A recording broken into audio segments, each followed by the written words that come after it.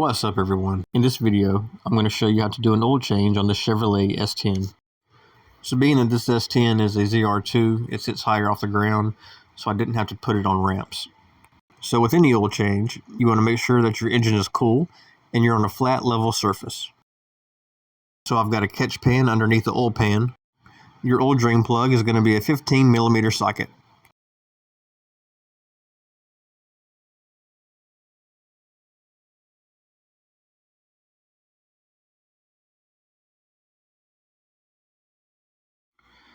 After that's drained out, we'll put the plug back in and tighten it back up.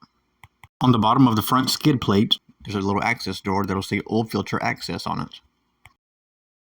And all you'll need to release that is just a flathead screwdriver. And there's the oil filter. So I'll put an oil filter wrench on it to loosen that up.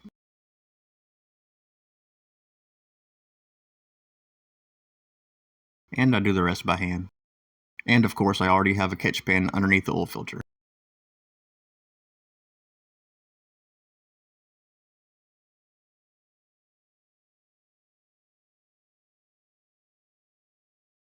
So this truck calls for 5W30 engine oil.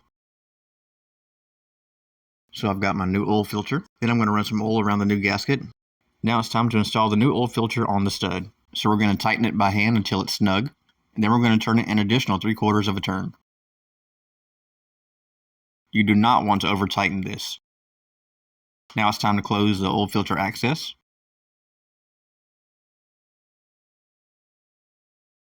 Now it's time to fill it with oil. According to the owner's manual, it should hold 4.5 quarts. I sped up this part as to not bore you with a long process. And as always, you want to remember to recycle your old oil. And that's it. If you found this video helpful, hit the thumbs up button and subscribe.